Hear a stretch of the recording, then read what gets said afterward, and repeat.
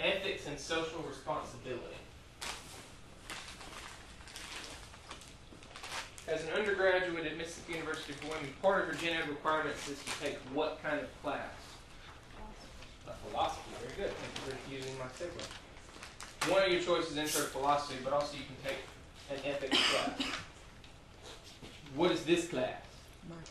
Marketing. As a business major, so a lot of you, if not all of you are, you're also required to take a class called Legal Environment of Business. What do you think you learn there? Legal stuff. Legal stuff related to business. What is this class? Marketing. I'm coming to you from a business-related sphere. Let's go with that. From a marketing realm. I'm not coming to you as a philosopher or an ethicist. I'm not coming to you from a lawyer. You're a lawyer, they're the loud ones at that end of the hall. Trust me, you know when they're there. We're going to talk about ethics and social responsibility for the most part as it relates to business. As an individual, as part of a business, as an employee, as a manager, you have ethical responsibilities individually. You have ethical responsibilities related to business. But, especially our very first thing we're going to look at, we cannot be good employees, ethical employees, is what we're specifically talking about. We cannot be good managers, owners, executives, entrepreneurs if we first don't have a basis in our own individual life. Does that make sense? If I'm terrible with money in my personal life, I'm probably not going to be all that great with money in my business life. Does that make sense?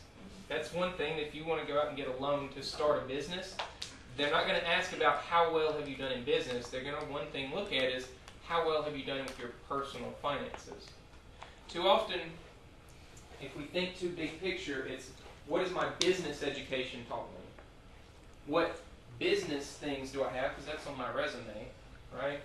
But we can't divorce the individual from their professional persona, okay? It's kind of where we're coming at with some of this. Ethics and social responsibility. Begin with modes of social control. Factors that maintain order and keep people and organizations from running amok. Okay. Things like ethics. We're going to define and look at that in a little bit. Things like laws. In any given society, country, for instance, state, municipality, organization, you might have laws. We can break that even down into rules. If you're part of an organization, you might have rules. They're not a law. But a country, a state, a city can have laws. Laws that, in order to be a citizen or to be part of that society, we are expected and required to follow those laws put into place by governing authorities above us. We can have formal and informal groups as an organization. Formally, I might join an organization. I might get a job somewhere. I've signed a contract to be an employee at this position. That is a formal association with that group of people, that organization. Informally, I might have a group of friends that gets together on the weekend to play games together. That could be very informal. Nobody signed a contract. Nobody paid membership dues. But informally, we can be associated. And formally, we can be associated. Because we're all looking at maintaining order, keeping people and organizations from running amok. If you've got one friend who's a deadbeat, who eats all your food, never helps with gas, leaves your place a wreck, to keep your society in that respect from running amok, you might need to police them, confront them, kick them out of the group. In the same vein, it's kind of stuff we're looking at. Self-regulation on your own. What do you choose to adhere to? Do you choose to make decisions? What do you think is right and wrong? How do you form that? The media. And when we say the media, we can also include things like marketers, communicators, not strictly speaking your Fox News, CNN media, but If I'm putting out a press release as a business, I'm putting that into the media sphere. What is reported, what is compared, what gets coverage and what does not. Continue with people and organizations running amok. An active civil society as a group. What are we doing? I come into this discussion with mild trepidation. What does that word mean? That means I'm a little bit cautious of how we do it. So I'm giving you a lot of tap the brakes kind of moments here. We are not necessarily in what I would call a current political climate that is built on order at the moment. This is not, I said, an ethics, philosophy, a legal class. It's also not political science. We got those classes too. Despite your political leanings, we should still hope that no matter what, that we are part of a society that maintains order. That we can treat people fairly. That the laws should focus on everyone, not focused on anyone in particular. That we are attempting to stop our world from running amok. Okay? History in political science and legal science. Stuff you might look at out. The Constitution. The Bill of Rights. Okay? First Amendment to the Bill of Rights gives a variety of protections to us as individuals, as citizens in the United States. One of those protections granted by the First Amendment is the right to peaceably assemble and have another part to that, the next part to that, is to have an opportunity to address the government, to address grievances against them. We have the right to say, I don't agree with what you're doing. Does that make sense? We as a society, as a country, should not be silenced from being able to voice if we agree or disagree. It's a political issue, right? The right to peaceable assembly is a right that has been very powerful in our country's history. Powerful around the world. I specifically outline that. It's the first day of February, y'all. Yay! You made it through the first month-ish of classes. Last month was kind of a big month. A couple weeks ago, Friday, January 20th, kind of a big day in the country. Again, doesn't matter how you feel, it's a big day in the country. Maintaining order and running them up, that's where we come in. The right to peaceable assembly looks something like this. These are protesters unhappy with the inauguration of our current president, Donald Trump. What are they doing? They're sitting. I'm so scared. No. They are peaceably assembling as guaranteed by the Constitution. In fact, as a photographer, I look at this and I go, very nice framing. This is fun. It looks like he's standing guard to ensure that they can peaceably assemble without being hassled. May or may not be the case, but that's what the framing of the photograph. The media paints a picture about whatever they want it to say. Remember that. In advertising, in promotion, and marketing, we paint a picture that we want you as the customer to appreciate and like what we are trying to sell you. Okay? This is peaceable assembly. It's perfectly legal and acceptable. They're in front of a security checkpoint of people that had tickets to attend the inauguration and all that. It's not how everybody acted on that day in Washington, D.C. People were assaulted. Police were assaulted. 6 police officers were injured. At least one confirmed civilian went to the hospital specifically because they were assaulted by not peaceful demonstrators.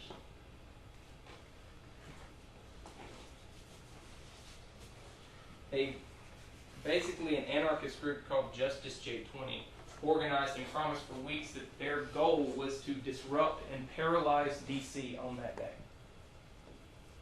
Bringing, specifically, energizing people to cause havoc because of how they disagree. That is potentially redressing grievances we have with our government. But not from a peaceable standpoint. There's a difference. There's a difference between this, which is legal, which is powerful, which can cause change, can cause conversation. There's a big difference between that and that. We have the right to peacefully assemble. We have the right to protest. We do not have the right to riot. And when that goes over, oftentimes business can be affected. Rioters, not protesters, rioters smash the windows of Starbucks and McDonald's and Bank of America. They smashed the windows of this limousine that's parked outside the Washington Post Office. They assaulted the driver. He had to go to the hospital with cuts. Then they lit the limo on fire. Woo! I believe in your cause now. I believe that you have something intelligent to say if this is how you treat it. How many people own private limos? Probably a few. When I was growing up in a small town, the crazy dentist there, he was rich enough, he owned his own private limo just so he could ride around town in it. He drove the thing himself sometimes. It kind of defeats the purpose. This limo was owned by Worldwide Chauffeured Services. Nationwide, worldwide, something chauffeured services. This limo was owned, the owner of that company is a Muslim immigrant, which defeats some of the protesting against some of the issues that people have with the president's decisions. You protest this particular politician and his views by literally burning the property of someone you claim to be protesting for. Some of them, not every protest is built around that, but $70,000 to $100,000 worth of damage and lost business, assaulted the employee of that business, sent him to the hospital. That's not maintaining order in a civil society. That's not peaceably assembling. 217 people were arrested, mainly because of rioting, vandalism, destruction of private property, commercial property. Businesses have to close down, Starbucks, McDonald's, Bank of America, because of issues like that. Laws, order, sometimes is maintained by, of course, our police forces. Something like 3,000 police were on the ground in D.C. that day. Some number of thousand in National Guard. That's just literal officers in uniform and National Guard in uniform standing there, much less anybody, federal agencies, counterintelligence agencies, any of that, making sure that nothing even bigger and more catastrophic happened. This is one of the ways that if civil unrest, if protesting, if rioting gets to a dangerous point, gets to a point where you're assaulting individuals, you're assaulting police, that the police have the capability to deal with that sometimes. You can see behind us a lot of the pressure grenades. What's really provoking the riot police that are trying to maintain some order are the rocks you see being thrown. Some protesters continuing, and again, this is largely the Disrupt J20, the folks that wanted a not smooth inauguration. See now, pepper spray, pretty intense. Stay behind the cafe, careful. Careful. Yeah, they are. What they're doing, Brett, is they're kind of, excuse me, sir, what they're trying to do is box us in a little bit, or the protesters, that is. We seem to have caught ourselves in the middle trying to show you guys, but they're coming from this angle as well as from behind us, and I think they're trying to kind of close down on the core protesters. And, you know, I can't... Keep going from there. This is not at inauguration. This is down the street. This is close to where the limo gets set on fire. After assaults, after damage, after rusted windows, after a limo is set on fire, the police use their capabilities. Tear gas, concussion brigades, pepper spray, riot gear. Not as an assault, not as a military force, but attempting to keep order. I don't bring that up because it's fun. I don't bring that up because that's what we should be hoping for. I don't bring that up even because necessarily it's marketing or business. But like I tried to give you at the beginning, how are we going to make good business and professional decisions, whatever you go into, whether it's strictly business or not, if we don't first make personal decisions based on maintaining order, not running amok, having a civil society? We can protest, we can question, we can make our voices heard, we can seek out to claim to fight injustice.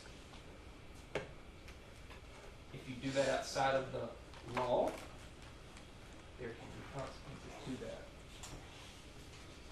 Ethical behavior in business. Built on the idea of ethics and morals. How it's ethical behavior, then we're going to define it by saying ethics. Okay. Kind of silly. The moral principles or values that generally govern the conduct of an individual. Ethics. The stuff that you believe, and when questioned, how you make that decision. When put into a situation, what is it that you hold dear and true? What is your justice? What is your ideal? What is your fair? The principles, the values that govern your conduct generally. Well, sometimes it's built, of course, on morals. It's a moral principle. Morals, the rules people develop as a result of cultural values and norms. The rules that I develop as an individual is going to be shaped on how I grow up a lot of times. Do I have a family? Do I have a caring and stable family that shows me how to maintain order, build civility, have justice in mind, be fair? What is the culture that I grow up in? Is it a culture of love, relationships, civility? Is it a culture of fighting? Is it a culture of anger? Is it a culture of unrest? What do I see as the norm around me? Each of us comes from a different background. Each of us comes in with different baggage, different life experiences, different opportunities, different challenges. Those are going to shape us. They're going to help affect how we make decisions and what we care about and what we fight for, what we believe.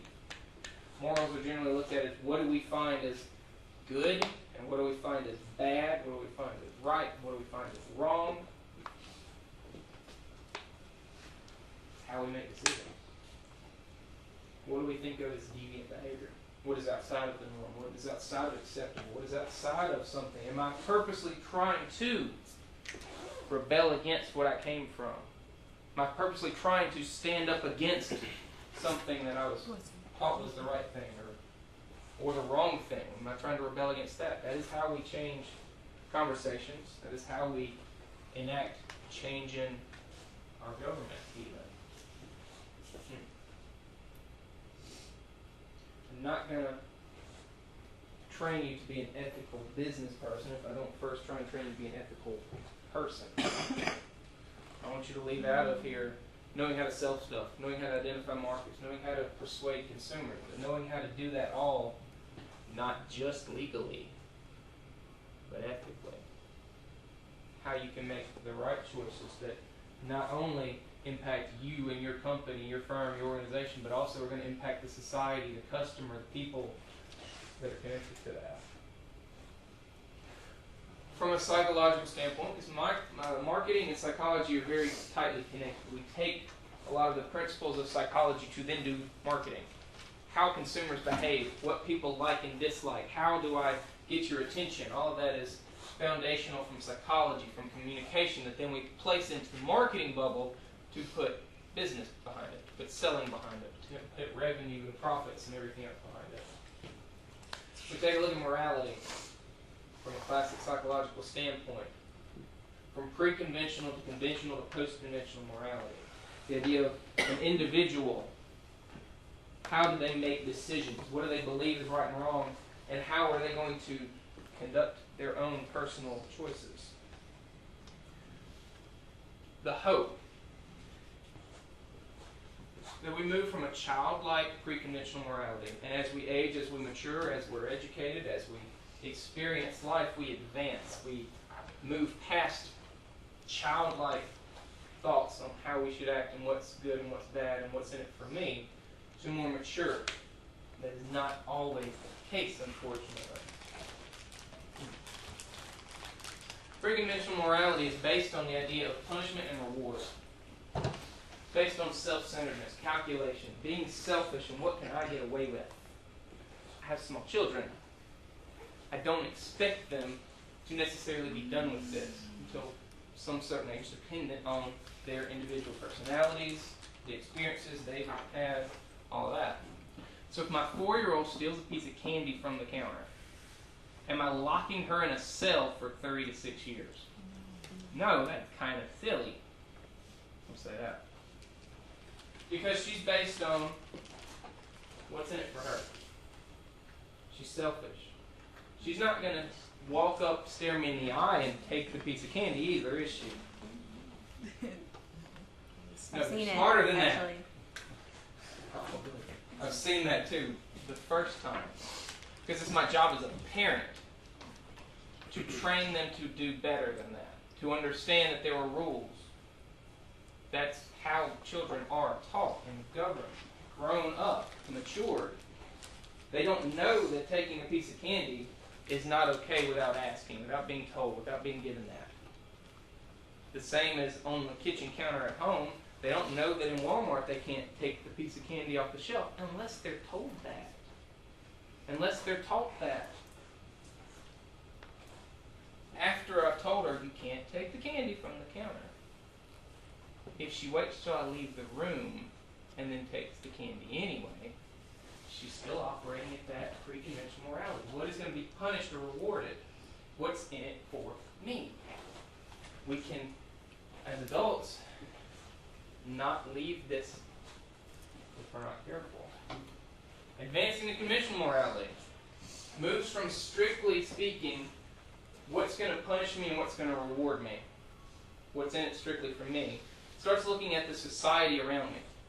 And that's a loose term. The society around me might be my family, might be the school, might be the country. Whatever it is, it's the society around you. What do they expect to happen? Might be concerned over legality. Is this against the rules or not? Well, if it's against the rules, I'm not going to do it. If it's illegal, I'm not going to do that. What are others going to think about me if I get caught? A lot of business executives, we can sometimes look back and go, I think they were sitting there. Maybe even there. If you're on the front page of the Wall Street Journal in handcuffs, I'm going to guess you're somewhere up higher here.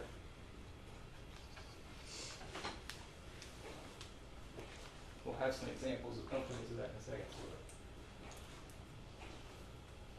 Post-conventional. Concern about how we judge ourselves. Concerned if it's right or wrong, not just now, not just as anybody watching me at the moment. What's going to happen long term? How am I going to feel about myself? Can I sleep at night if I make this decision?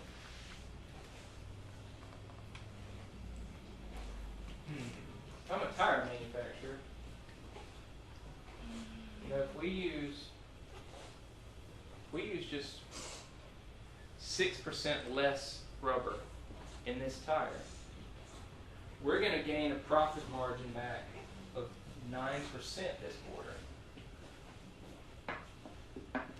That sounds like a good idea. Right now, that'll be fine. We rate our tires for 40,000 miles. That'll be great. Shouldn't affect that much. We'll gain some profits. What happens to 50,000 miles with the tire? Well, it's probably going to have the tread separate, twice as often.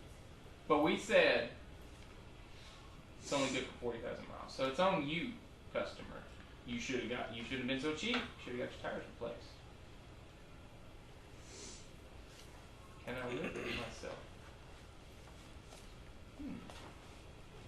Morality.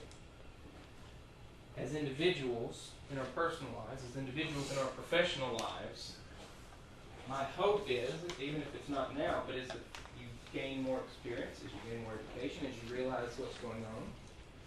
My hope is you're going this way.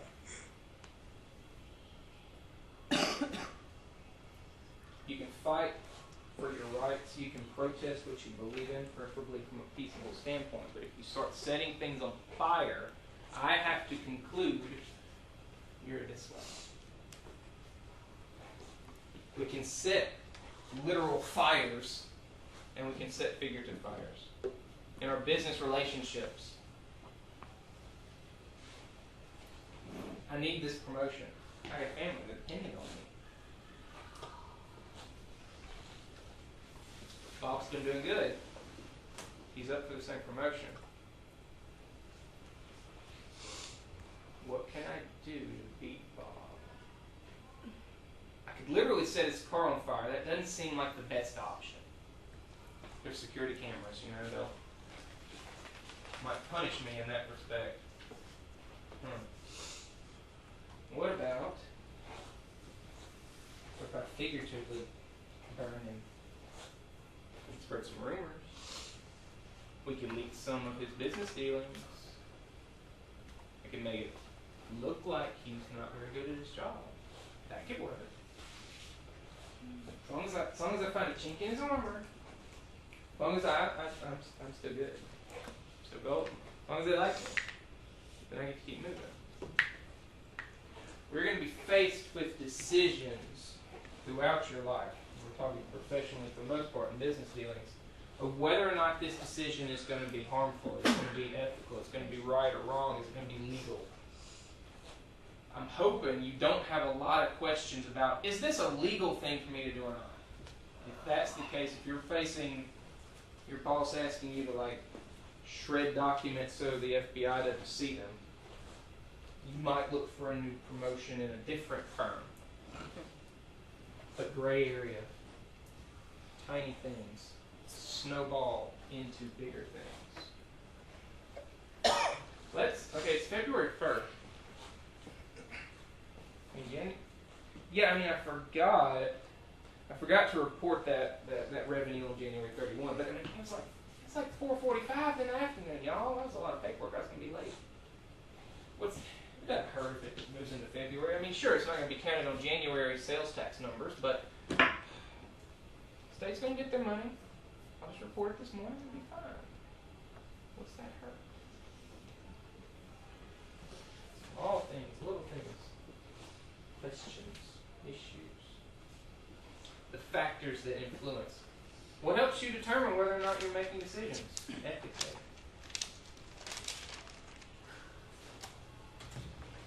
Variety of things. The extent of the problem. How big a deal is it?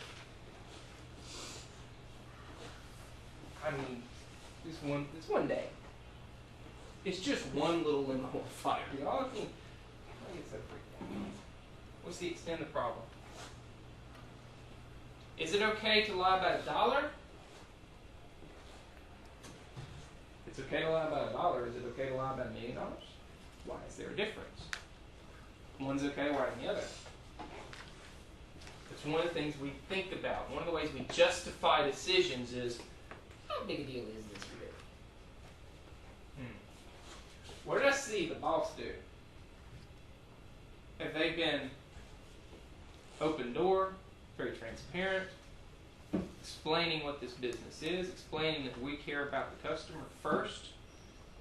Or have they been a little bit like, no, what they don't know don't hurt? We can shave a few dollars here, a few dollars there, it's going to be all right. It's going to make it better, yeah, help your commission. Leadership in an organization, business, nonprofit, government, whatever it is, the leadership in an organization is going to help set the tone for everyone underneath them. When you move into leadership and management, and you're starting your own businesses, you are the first face of that business. You are who not only customers, shareholders, but the employees and potential employees are going to look at. What are the consequences? If I get caught, how bad is it? Oh, they're going to put a little note in my employee file. Ooh. Oh, they're going to take me away in handcuffs to Gitmo. Ooh. That seems like a difference. The potential consequences sometimes help us weigh whether or not we think this is worth the risk. What does everybody else think?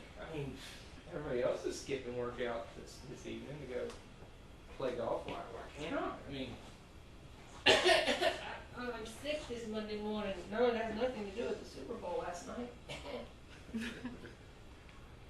basically Super Bowl Monday, Schmonday, as the hashtag is trying to petition the government to make it a national holiday, which is an interesting one. Basically, it's the most lost productivity day in America. And it's also generally one of the most called in sick for work days in America.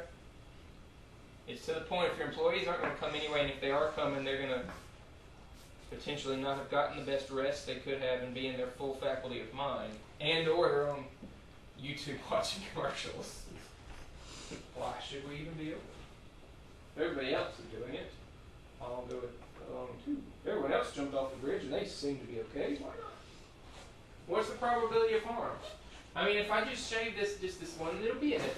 What's really going to happen?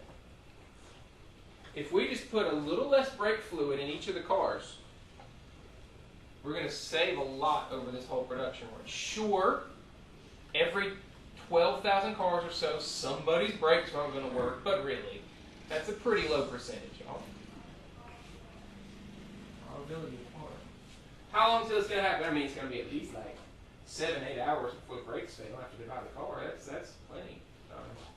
Get your insurance in order. No, the longer we expect nothing to come about,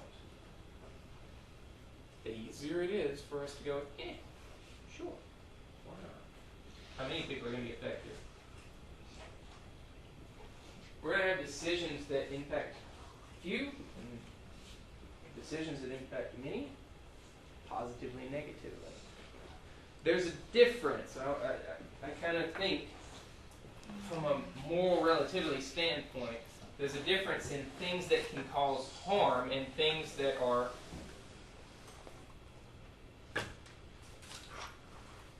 taking advantage of the customer in a legal way, but it shouldn't really hurt them. But put less brake fluid in to save money, and it could literally, your brakes don't work at some point and die, that seems like a bigger deal. Then I'm going to put one less olive in the jar and still charge you the same price. Does that make sense? Is there a difference?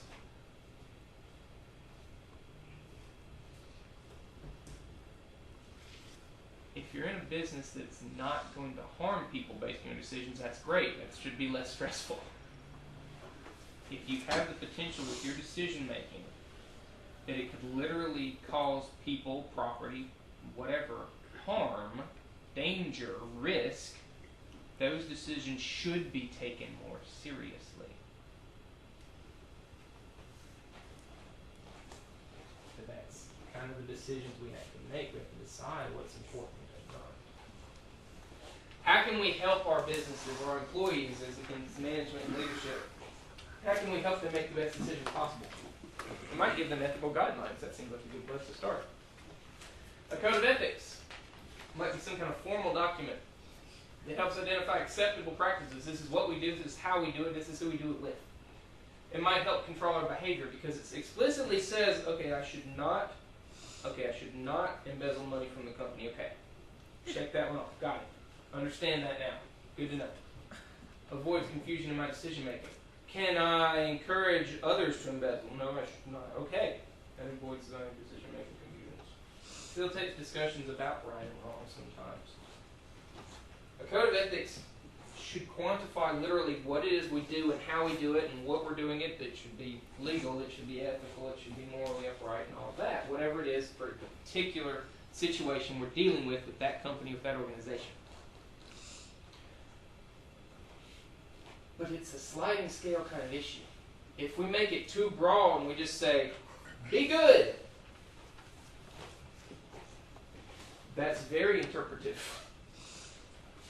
However, if I make the Code of Ethics 700 pages long and I detail every single instance that we can possibly think of, and I become too legalistic,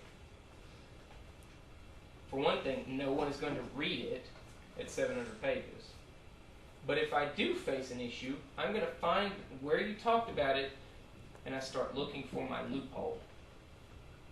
How do I get around, you said not to do that for this much money, but I'm doing it for this much money. That's different than what you said not to do because you said it in 700 pages. It must have been everything you meant to say.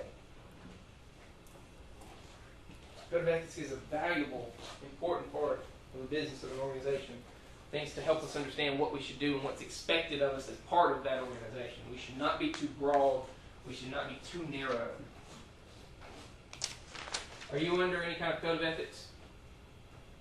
Like what? Not to plagiarize. Wait a second, I think we already talked about that at some point. Oh, listen then.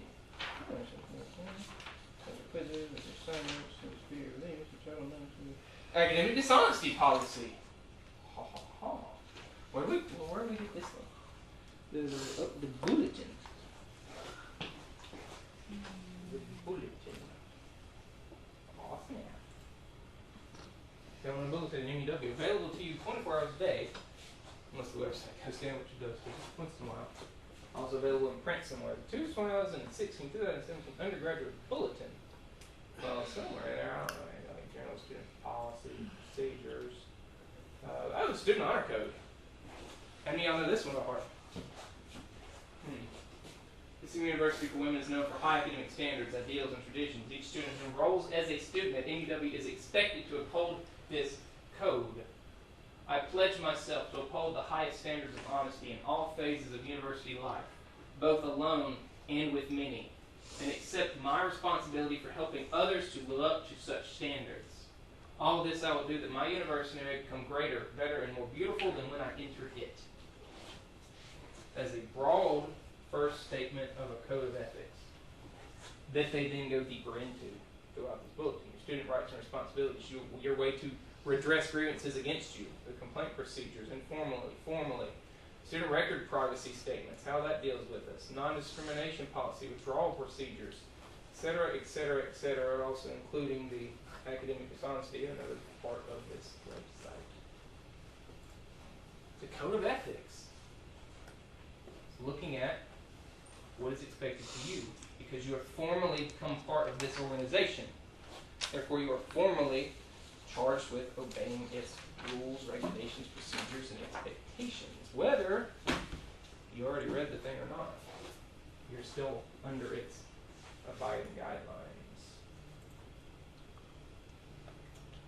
I don't think anywhere in there it says to stay awake in class, but it really should. The Foreign Corrupt Practices Act. Looking at ethics from a U.S. standpoint, but us dealing with other countries. In the U.S., if Dollar General wants to build another location in Columbus, why not? If you don't mow your grass, the Dollar General may pop up. Be careful. Maybe a construction company out of Memphis wants to come build the building. They put in bids. They come to a negotiation. They come to the point where they're competing against another company out of Atlanta. You know, I'm looking to build a Dollar General. I think you could do some good work for me. I'd be perfectly happy to give you the business if, I don't know, if my kid's got tuition due. If you could help with that, I think I could help give you that contract. That's called bribery. It's generally frowned upon. In fact, it's illegal in the U.S. We'll take legal environment business. If you had any egos, we'll look at all sorts of bribery things. Bribery versus gifting. Your code of ethics should, for your organization, deal with that. In marketing, we deal with sales, particularly. If you take sales with me in the fall, we look at ethical decision-making in response to, and if I'm giving a gift to a customer, is that okay? Versus, am I handing you money? No, that's a bribe. There's different plays with that. Broadly speaking, bribery is illegal in the U.S. Therefore, U.S. laws also say it's illegal for U.S. companies to bribe others around the world. That firm out of Atlanta might now want to go build a Dollar General in Malaysia, but maybe the government officials there want some help greasing the wheels of governmental regulations with a payment. The Foreign Corrupt Practices Act is a legal issue, a law that prohibits U.S. corporations from making illegal payments to foreign officials. It has been criticized for putting U.S. businesses at a disadvantage. Because if that company out of Hong Kong is willing to pay the Malaysian government, they're probably going to get the business. Well, what does that do to my company in Atlanta then? I can't compete with that, is the argument. As a world leader in business and a variety of other things, the fact that we have as a governmental regulation kept this in place and actively enforced it has actually encouraged other, particularly, say, modern developed first world economies to follow suit, including being an example around the world. How about Alcoa? Anybody heard of Alcoa, the company? They're a U.S. industrial company. They're one of the largest miners, refiners, suppliers of aluminum in the world, among other things with mining and logistics and technology and industrial stuff. They got in a little trouble a couple of years ago. $4 billion. You mentioned Alcoa tonight always provides a nice playbook for the quarter. They are agreeing just now to pay $384 million to settle charges with the SEC and the DOJ related to charges of bribing foreign government officials. Alcoa and its subsidiaries had been charged with violating the FCPA, the Foreign Corrupt Practices Act, something, David, we keep seeing very big companies run into that do business around the world. The most notable of which, of course, continues to be Walmart in Mexico. We'll see, though, that is still a developing story, if you will. I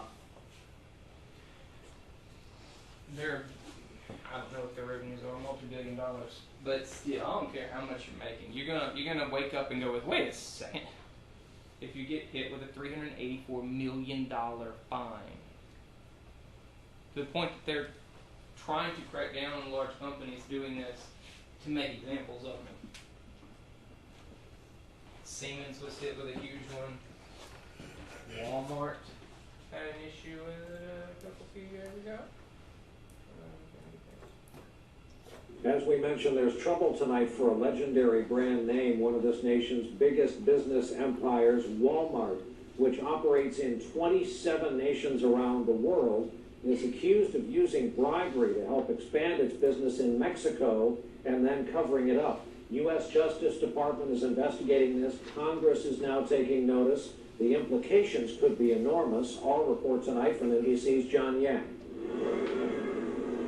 Mexico is a prime example of Walmart's aggressive international expansion. 2,100 stores, 1/5 of all outlets worldwide, and more than 200,000 workers, more than any other private employer in Mexico. A decade ago, that country had only 500 stores. How did Walmart grow so much so fast? According to the New York Times, the company paid big bribes, a violation of U.S. law.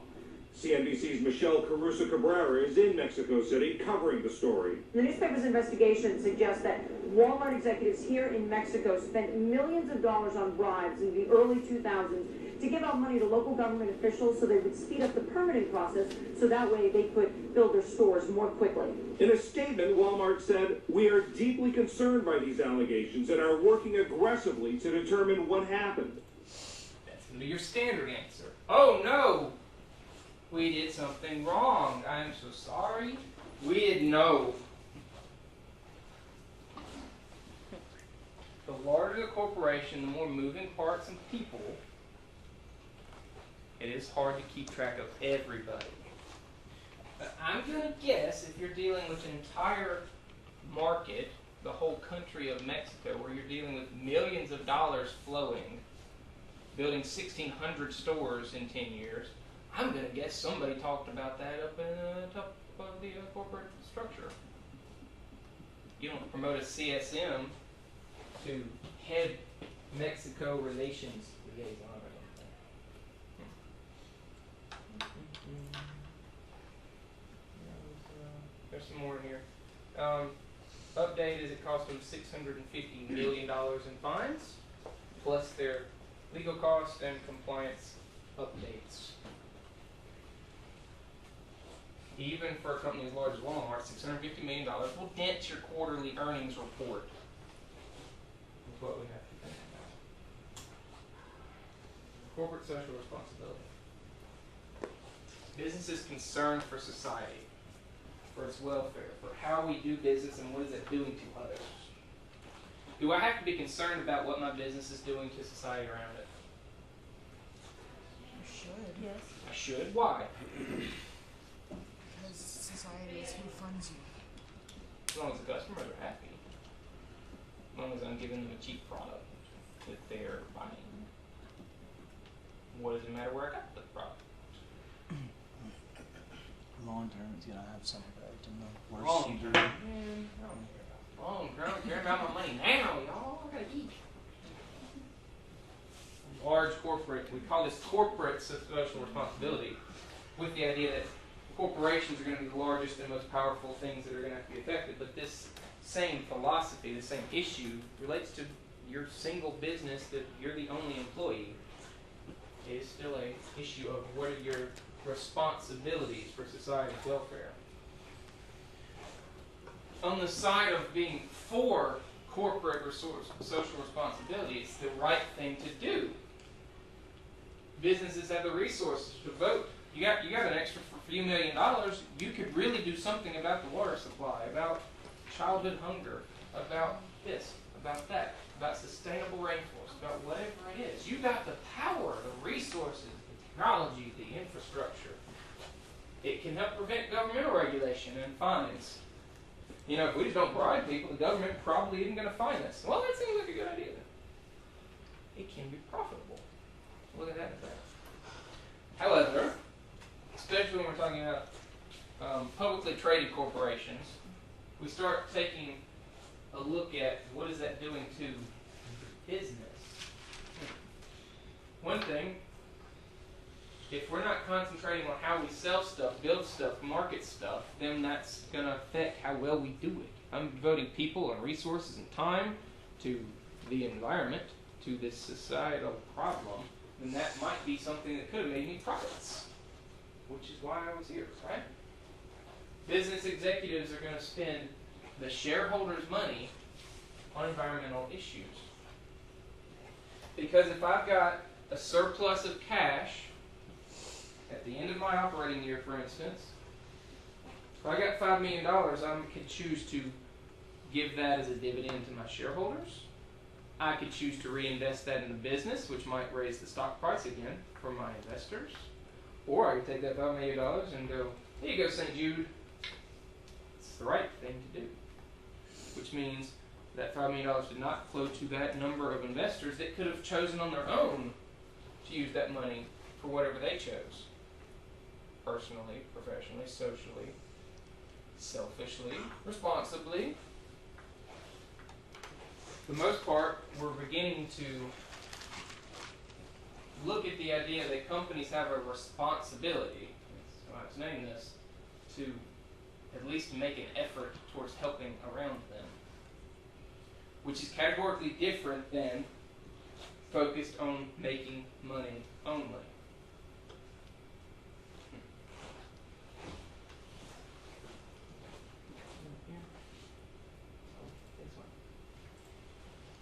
Nielsen does a study just about every year looking at what consumers think about social responsibility.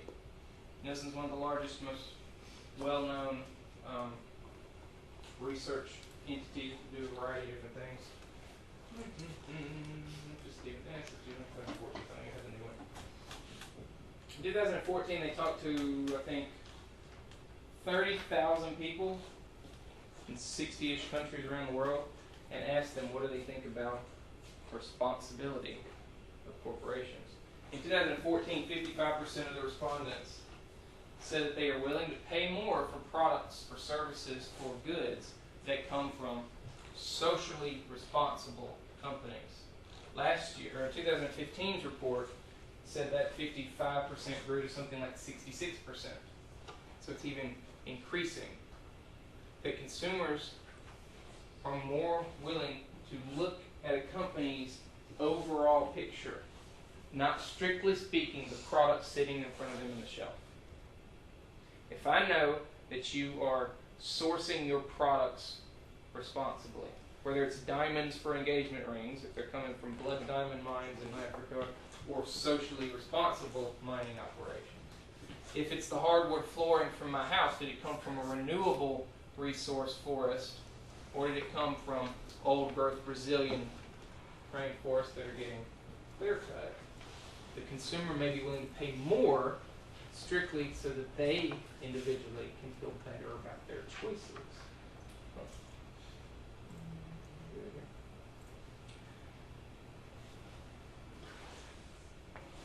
For the most part, not in a bad way, but for the most part, most of a company's marketing is selfish. We don't have to use selfish as a bad word all the time. We talked about it already at the beginning of the chapter. But the idea of marketing is I'm trying to tell you, the consumer, about me, the company, about my products, about the stuff that I'm trying to sell you so that you'll give me money. That's selfishness. That also includes if I'm trying to do good stuff that I want you to hear about. Sometimes we're going to spend some money not just on helping the environment or society. We're also going to spend a little bit of money telling you about how we spent the money to do stuff nicer for the environment. That's one way we do advertising. GE has been pushing for a few years now, talking about their more socially, environmentally conscious products and services.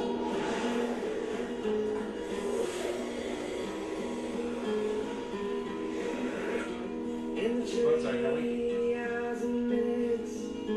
Uncertainty, I want to be in the warm heart of your love and mine, to feel you all around me and to take your hand along the sand.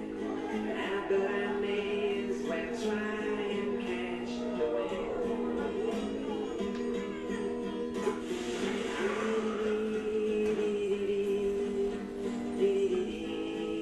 Capturing the wind and putting it to good use. Wind energy from GE.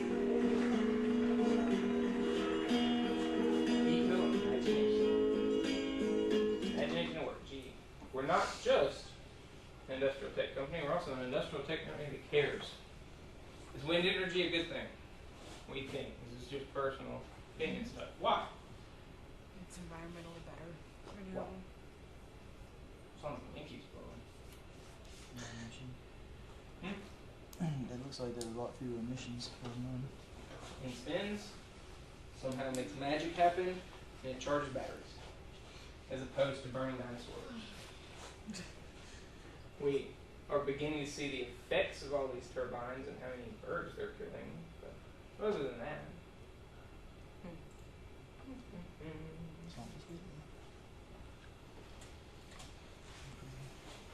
this is the pyramid of CSR. How do we build a pyramid? Where do we start? Why? We start at the top, right? It's the support system. You gotta have a foundation in anything to do, right? Decision making as well. We look at CSR as a pyramid, we have to start at an economic level. The business has to first focus on being in business. If I'm not selling stuff, if I'm not marketing to the customer, if I'm not satisfying the customer, providing them with a value that they appreciate and are willing to pay for, they're not going to pay me. I don't have revenue. I don't have profit. If I don't have any extra money, I can't use that to do anything else. So the foundation is we have to do business. We have to be good at it before we can do anything else. Then, not only should we be doing business and making money, but we should be doing it legally. Because I can sell y'all stuff that is not, strictly speaking, legal, and I'll make money and satisfy the first foundational piece. But that's not, at least a long-term, good idea in business, right? Well, if we are making money and we're doing it legally, well then, laws don't always equal ethics. There are things that are legal in this country that are not good. They're not ethically, morally right. Responsibility to be ethical is an obligation to do what is right, just, and fair, and avoid harm. Not strictly speaking, just follow the letter of the law, but follow what do I believe, possibly personally, with my own moral and ethical foundation, that I should be doing in business. So if we're making money, we're doing it legally, and we're doing it good, then kind of the next step is we're going to be a good corporate citizen too. That's where philanthropy comes in, CSR really blossoms. Because I take the money, the profits that I'm making that I made legally, I'm paying my taxes correctly, that's a legal obligation too. I'm doing everything ethically, even if this country says I can bribe y'all and you don't care. It's not legal, it might not be ethical, and we're doing things all right. And what we have left over, we might have the idea that we want to contribute to the good of those around us that support us. Our stockholders generally are the ones that invest in us. But we can have shareholders that include the community, our customers, our suppliers, our vendors, our partners, and the people investing in us. And if we want to be philanthropic, if we want to focus on doing the best we can, being socially responsible, then that's part of it. But I can't give you money if I didn't make money. I can't give you the money that I stole from the government. I shouldn't, at least, give you the money that I fleeced the old woman out of because she didn't understand what I was selling her. Make sense? Pyramid has to be built from the bottom up.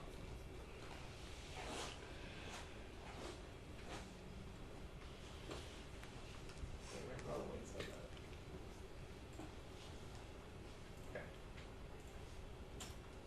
One of those ways we might look at it is from an environmental standpoint. Green marketing is a term that's being used more and more and more and more in the last couple of decades. It's really just taken off to the point that that's basically what we expect now, is to be almost marketed from the idea development and marketing of products designed to minimize negative effects on the environment or improve the environment. There's a lot of things that we use in our daily life, but there's no way we can completely eliminate their impact on the environment. I can burn gas in my car, I can burn diesel in my car, and they're going to impact the environment. How we extract it, that it's not renewable, that it puts out potential pollution. Well, then obviously the answer to that is I should get an electric, right?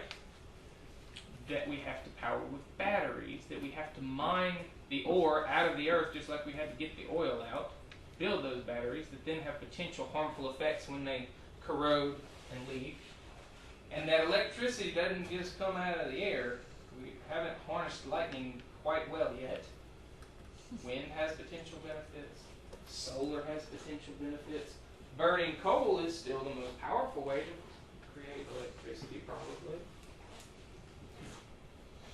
Environmentally aware consumers are willing to pay more for products, just like that CSR study said. That's the same thing. People are looking for opportunities to buy recyclable stuff that's focused on the environment. Companies are advertising how we're not impacting the environment as much.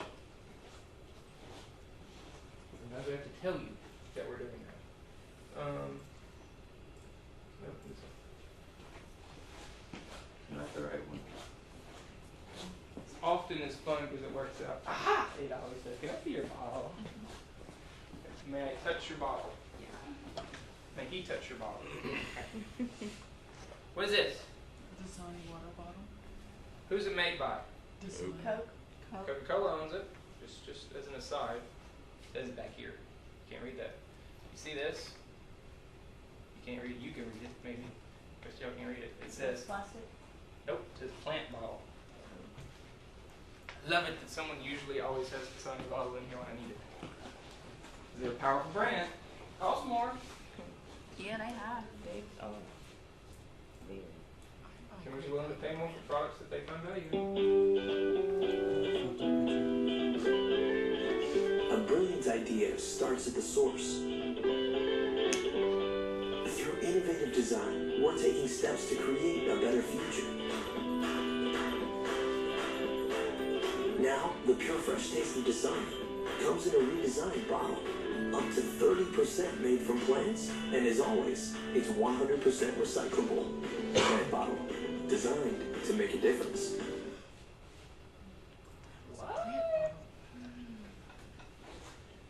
The bottle that they use today compared to the bottle they used in 2001 is 40-something% lighter, meaning they're using less plastic. Traditionally, we get plastics by processing petroleum. So by making the bottle, for the most part, thinner walled, they're making it lighter. They have less need for the plastic. Then they figured out, you know what? We don't put much in our water, but who owns them? You know a resource Coca-Cola uses a lot of? Sugarcane. And there's waste left over after they process it to get the stuff they want. And they said, what can we do with all this mush over here? You know what? Let's turn that into a bottle. Basically, through the magic of technologies and R&D. Through things like our STEM conference we're fixing to host, Joe. Go see some interesting stuff. So they're making 30% of the plastic in the bottle out of plant waste. Decreasing their impact on the environment. Still fully recyclable, just like any other plastic. And they're going to market it and tell you, the consumer, to care. In their packaging, that's marketing. In their commercials, that's marketing. Because they want you to understand that they're a company you should care about and be willing to pay more for. Cause-related marketing. Some of this is kind of what we were just talking about with corporate social responsibility. As a corporation, we're going to choose to support this cause, this societal issue, this whatever it might be. But we can also do that outside of a corporate structure. If you think of any non-profit that puts out a commercial, they're doing cause-related marketing. If St. Jude or the Red Cross or whatever puts out an ad, please support us. Please help us with our mission to impact whatever it is they focus on. If you as a consumer, as an individual, choose to then support them, you are their customer. By being their benefactor, that is the point of their marketing, to get you not only to be more aware of them and how they help, but to volunteer, to contribute money. That's the point of their marketing. Both for-profit and non-profit organizations can cooperate, generating funds, usually for those non-profits, for the causes, for the issues, for the things that ills us. When our book was published, or the last one, they estimated it's generating about $7 billion, probably up from that, I would guess. Problem is, just like with anything in marketing, if I poke at you too much, if I knock on your door too many times, if you see the same commercial too many times, you get annoyed, you get bored, you stop paying attention. If my non-profit, if my cause pokes you too often, and over this last political year or three, if you were at all connected to anything related to worried about the politics and whoever candidate, whatever issue, if you get a Facebook post every day that says, breaking news, you gotta call your senator today because it's the most important battleground day of our lives, and it's the same tomorrow, and the same the day after that. It's cause-related marketing, but we can get jaded. We can get callous. We can stop paying attention. We can stop caring. We can stop volunteering. We can stop paying our money. So one of the things we have to be careful of, it's important to focus on how can we help. From a marketing standpoint, it's important not to fatigue those that want to help. What's your homework on the weekend? Watch the big game. The big game, thank you. I don't care about the game. Go nowhere. Commercials. 6 minutes. One of the things you're going to see is humor, plenty of it. You're going to see stuff that confuses you. I like that too. It's fun to talk about. And you're going to probably, maybe, I would expect to see some stuff that tries to get you emotional. I got 2 ads, I think both from 2015. Big game.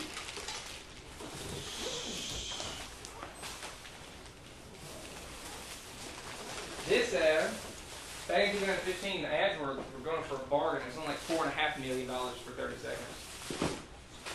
This ad was essentially paid for by the NFL and the networks. They said, we're putting up the money for you to put this message out. For-profit companies and non-profit organizations coming together. It's cause-related marketing. Any of y'all ever ordered a pizza? Yeah. Did it have any meaning? That's good.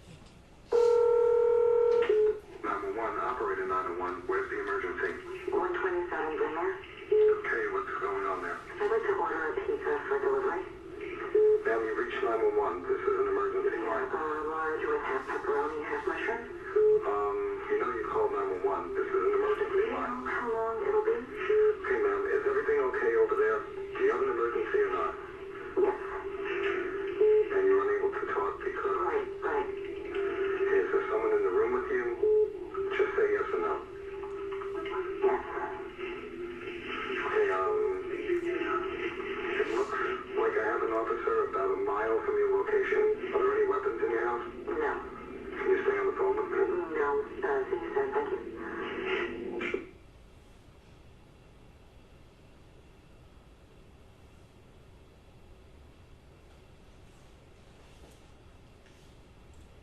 One of the ways that you can learn to be a better marketer is to help those that need help. As a business, you can choose to focus your talents, your efforts, your resources on helping others. Sometimes we might do that even if it hurts our business, potentially. This one was very popular in 2015.